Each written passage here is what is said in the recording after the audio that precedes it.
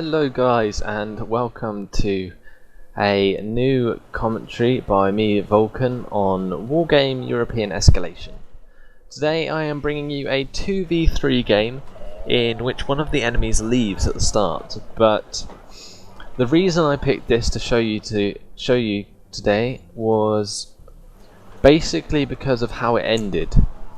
They still have all of the points that they would otherwise have if there was 3 people, so they don't suffer from much of a disadvantage, except from we have 3 people and they have 2 people controlling the same amount of troops. So basically the idea of this game was, or what we decided at the beginning, was that Daniel would be going to Echo, I would be going to Delta, and Henke would be going to Alpha. This was so that they could cover the flanks and then proceed to help me with the middle once they catch up.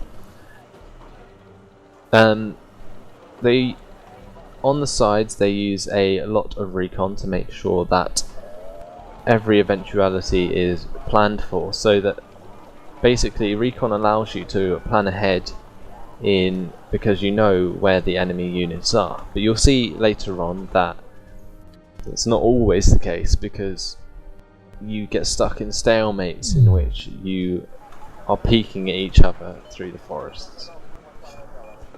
Anyway, let's get this game started and I'll explain what units I'm using and why. There you go. You can see that guy surrendered at the beginning. White bridge disconnected. We were having connection issues, I believe. That's why it took us so long to deploy. But yeah, it wasn't too much of a problem in the end. Obviously, for the other team, they actually put up a very good fight and were winning for most of it. Anyway, you can see that I've gone for quite a lot of armor at the beginning with my 4 Valorizers and a Challenger 1. Valorizers are very fast tanks which have good accuracy and reasonable armor piercing, but they don't have a stabilizer, so they have to be still to actually be effective. Whereas this Challenger provides heavy armor support with a very good stabilizer, which helps a lot when on the move. Obviously my Sultan for Delta, and I've got a very good recon which will lead my task force up the middle of the map. These 2 VIBs with 82GM Milan, 2 F2 infantry are heading for this forest over here to snipe any vehicles that they have. However, I didn't really expect as much of their stuff to be here. As you can see, most of their team pushes stuff down the middle at the beginning of the map, whereas they don't put anything over here and a little bit over here. So most of the troops are coming down the middle, and that's why you'll see that I actually suffer from a lot of losses at the beginning of the game. These Milan F2s are very lucky not to get hit early on, but I believe I forget about them a little bit and they do suffer because of it, but I don't concern myself too much with that because it allows a distraction while I set up my troops in the middle. And it also means, because I can see all of this in the middle, the guys on the right and left know that they're not going to be in much trouble for a while until they join me in the middle. But basically what Dan ends up doing is turtling on the right to make sure that they can't break through from Juliet. But meanwhile I am attacking in the middle with these guys. But you can see the 80GM Milans are actually getting completely owned because it takes them too long to fire within the forests because they take too long to aim. But you can see I'm still getting a reasonable amount of points. My Valorizers don't really do the job very well against T62s. They have 3 front armor, and my Valorizers can only do, they do 6 AP, so they can only do about half or 3 bars of damage against them a shot, which isn't very effective against T62s. And these T62 VMs come with ATGMs, which are very effective against tanks in general, and they keep sniping me with them early on. As you can see, my two toes managed to get completely owned by the Moto Strelky, which they brought into this building here, which I didn't notice until later on, but I thought they were still in the APCs that went over here. But stupidly, I pull my toes too close, my Lynx toes, which I bring in to support the fight against like this tank push in the middle here. You can see that I managed to get one of the ATG Milan teams out alive, which I used to harass them on the right. But unfortunately, in the middle, while I'm concentrating over here, they managed to push their Moto Strelky up and attack one more of my tanks and take it out, which doesn't end well, because this Valorize is the only one left. So I've currently given them about 120 odd points, and that's excluding the ATG Milan teams.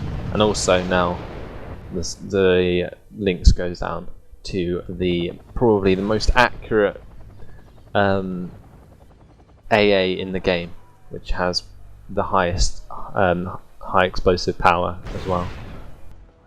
Again, the Moto Strelky catch me out, and I'm just lucky enough to get this Gazelle out of here alive. But it gives me targets for the mortars, which I set up earlier, which is also these things are very useful to have, especially when the enemy is packed. ATG and Milan team don't actually do that well.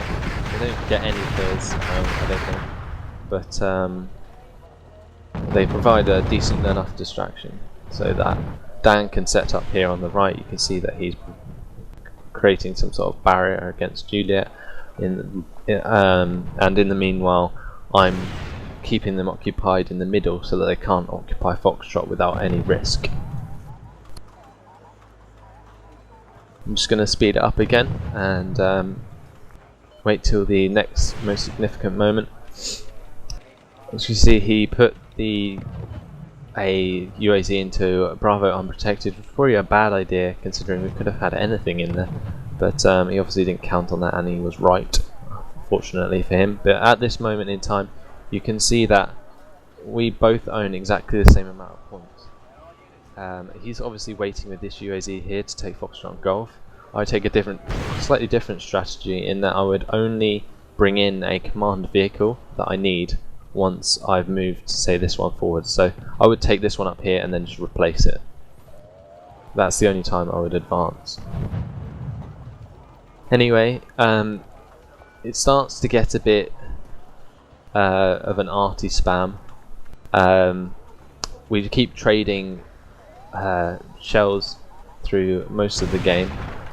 You can see that at this point we get a bit annoyed with the Moto Strelky in the middle, and we're obviously scared of this.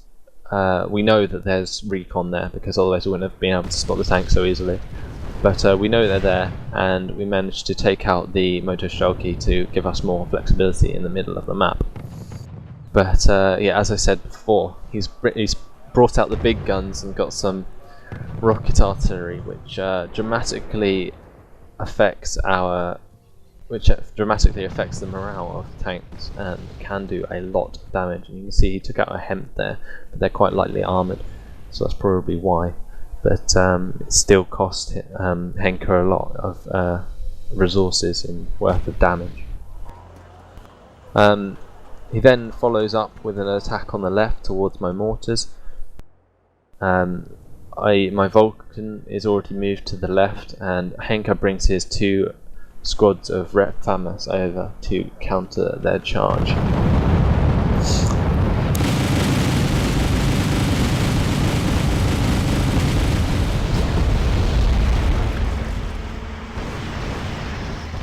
See that the Rep Famas actually do a good job of taking out one of the DMPs, while my ATG and Milan teams arrive and quickly join in by firing a couple of ATGMs at the BMPs that are left.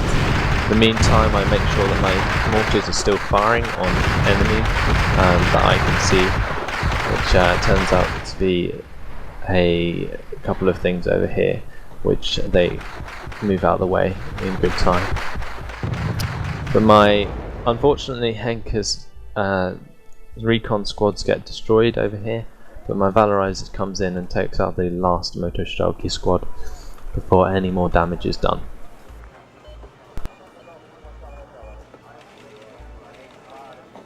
We'll just speed up again. At this point, it's become a stalemate now. You can see on the map even. You can see that is pretty much a straight line. Most of the edge ones will be, you can see, are recon or other lightly armoured vehicles, and the enemy team has massed more towards the middle, which means we could have flanked very easily into Bravo. However, where most of our forces are stationed on the right side with Daniel, it kind of doesn't work out too well.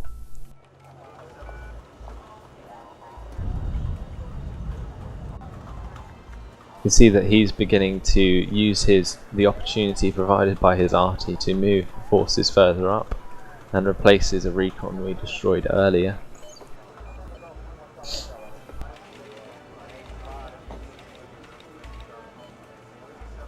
So he keeps attacking this area because of this recon is spotting all of this in here, and it causes us to have to fall back even more.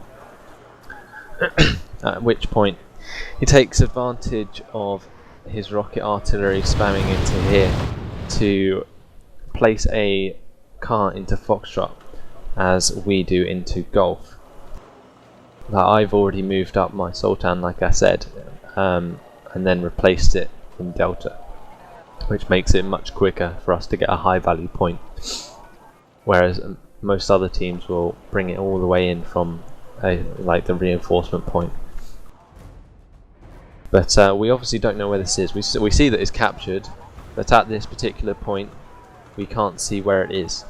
And my biggest guess was anywhere down here.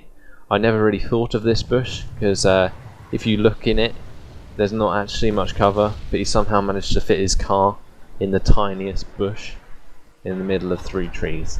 So turns out well for him in that we don't spot it, and because my mortars are very accurate and they would have easily taken out if we knew where it was.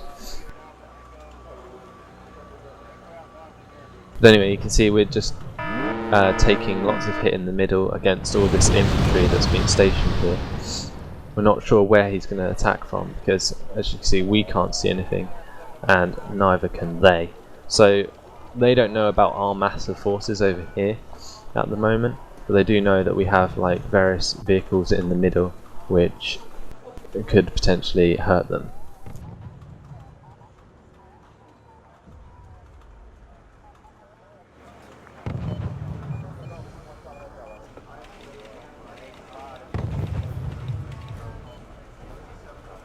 Just speed up the game again, because most of this is just us trying to like regroup and refuel and just try not to get hit by arty, because it turned into just a big standoff in the middle of the map.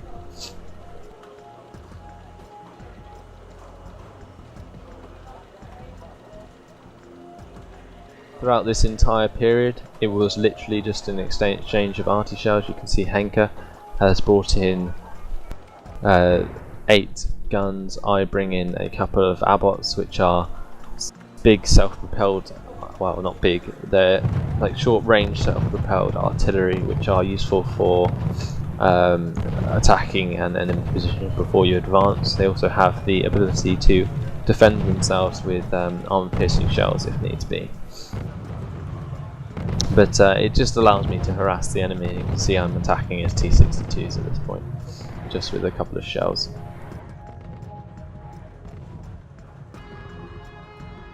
And throughout this entire time I'm constantly just firing randomly at these bushes to try and scare away his UAZ, which I could never seem to find. Again, both sides are completely blind to each other. You see this recon here is my attempt to try and find anything, try and find any particular things that I can artillery with my mortars. You see, I spot the BTRs coming for me, hide for a little bit, T-64B's coming, so he runs away, but unfortunately straight towards some more BTRs. But luckily for him, he doesn't use them to any good effect, meaning my looks get a free kill on one of them while he continues to run away. This looks in the middle I used to scout out his UAZ, and we finally find out it's there, and we all sigh and go, oh my god, but not anymore because we arty the hell out of it. Which does coincidentally cause him to retreat with it, so we don't get the 200 points we wanted, but it doesn't really matter because it's basically us gaining ground in theory, although we don't move up to take it ourselves. You can see at the moment we're actually 400 points behind the enemy due to the skirmishes that have happened and the points that have been exchanged. I lost a lot of high value units at the beginning of the game to his well placed AA and other, like his arty on my recon helicopters and stuff like that. It was very annoying at the beginning to lose that much for the team. It doesn't turn out too bad in the end, although as you'll see soon, we are coming up to towards the 3/4 mark now of the game. I use the recon again to spot more stuff over here, but I don't realise that he's got his T-64Bs here. Make quick work of a Lux which has low armour.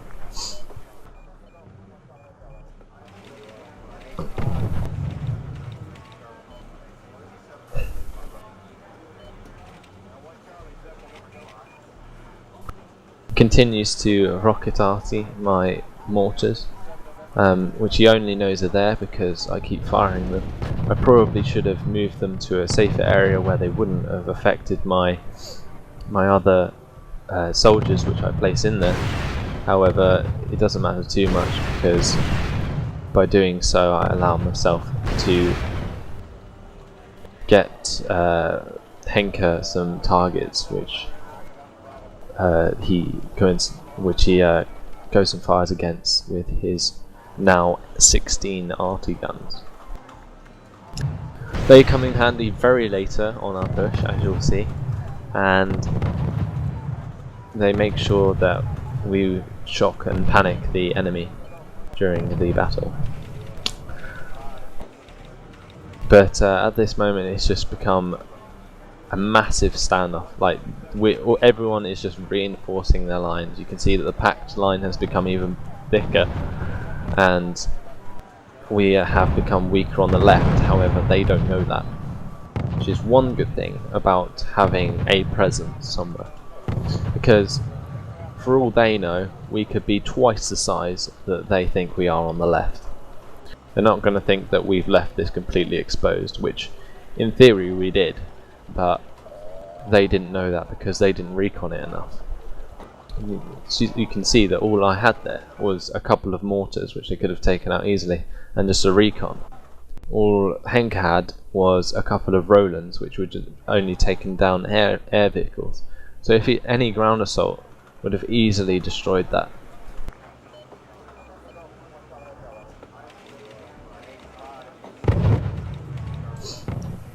Anyway, at this point the arty from them gets pretty annoying, so we tell Henker to spam his arty with our arty, which I think believes ends up in a kill on one of the rocket arty units that they have made, which brings us a little bit closer to overtaking them in points.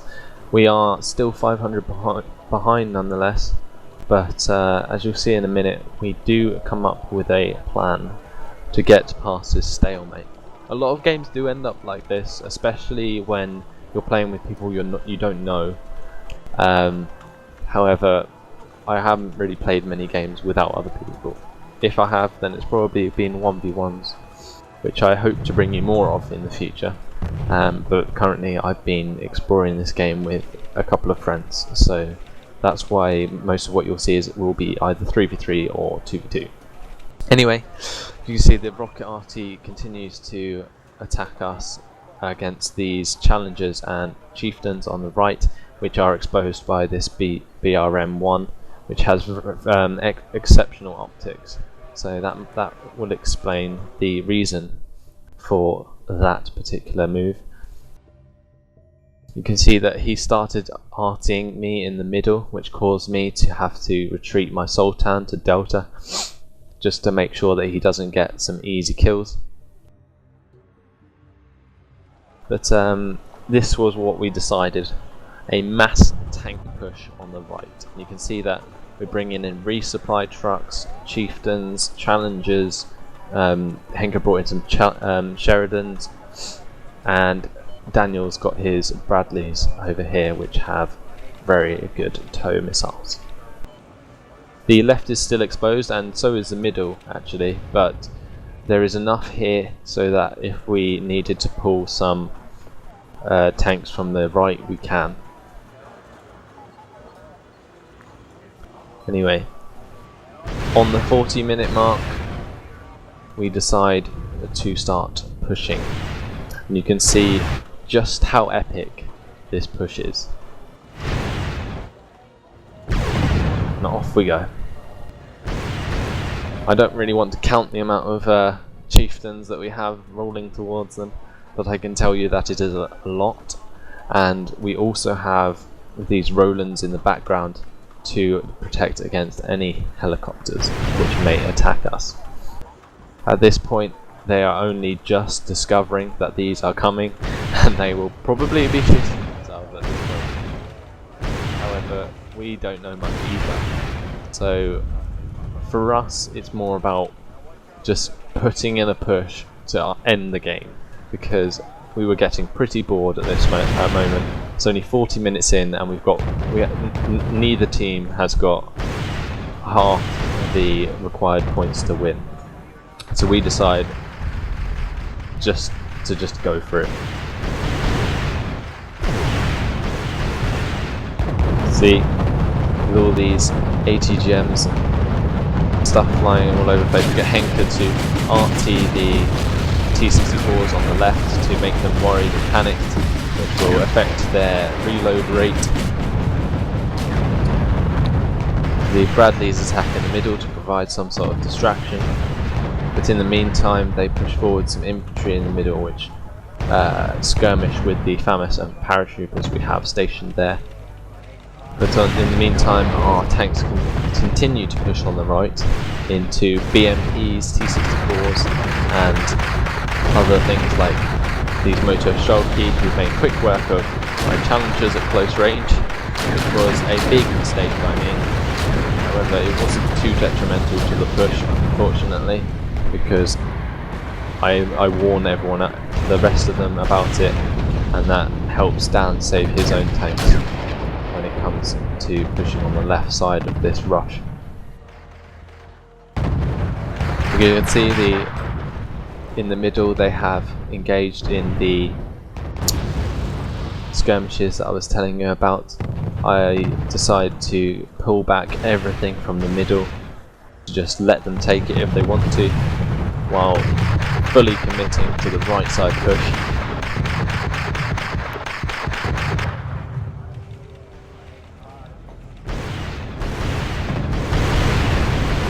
Continue to push. Unfortunately, some of the tanks overextended, and therefore they got picked off by these gunship helicopters, which we eventually managed to get some AA towards and attack them. You can see we got the Rolands in range and started to attack them. Meanwhile, they started to fire rocket artillery at us, which wasn't placed in front of us, so it turned out to be a more or less a complete miss, which was good because it allowed us to keep going. If not, we may have routed at this point. You can see how much damage and stuff was done during those battles, and hence almost half empty at the end of that. We've now taken over the enemy in points. It's now about 200 points ahead now, and we still have this massive amount of tanks on the right. They could have easily pushed us on the left over here while all of this was going on, but they didn't because they were too scared to find out what was in those woods. But you'd think it would have been pretty obvious with the amount we had on the right.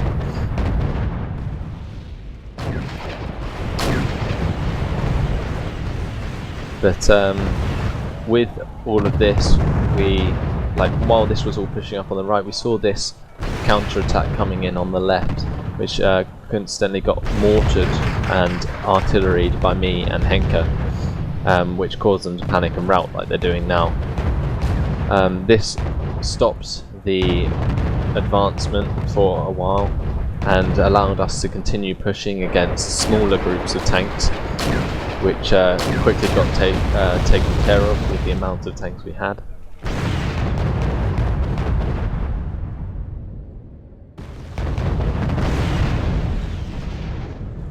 But they managed to get out of the artillery and race up the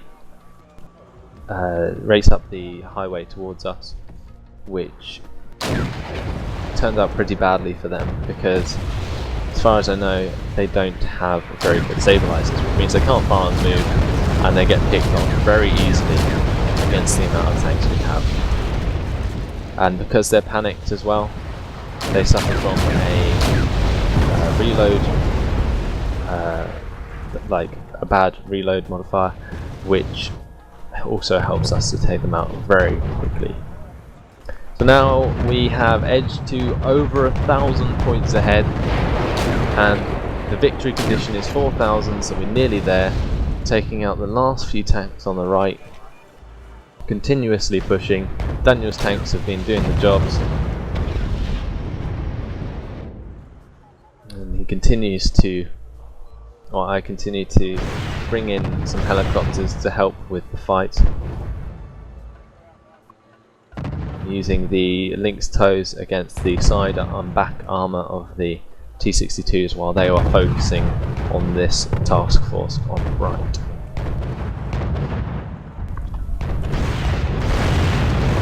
You can see the Rolands taking out more and more aircraft, and the tanks in the middle being destroyed by these Lynxes.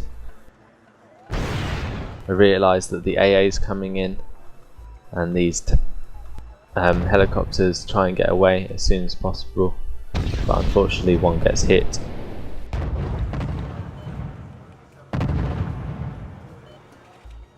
And we continue to push on the right as our tanks start to run out of fuel, but we have done just enough to secure the win. You can see this last tank, the poor thing, has all of this to destroy. And he finds a suitable ending with 10 tank shells to the face. And that's a victory. So anyway guys, I hope you have enjoyed this one. It was a truly epic game to play, especially when we got to this massive push at the end. I hope you've enjoyed it. It turns out the level 1 left at the beginning, so they didn't suffer too badly, although the other guy was a level 2. We were just ruffle stomping them in theory, but no, they did hold out well. But in the end, due to our communication, we managed to push through the stalemate and attack them, causing in our victory. When it comes to kills and casualties, I caused the most casualties for my team due to the damage the enemy did to me at the beginning of the game. In the meanwhile, Daniel got the most kills due to the end rush and his chieftains doing the job. But yeah, anyway, thank you guys for watching. I hope you enjoyed it, and I'll see you in the next video.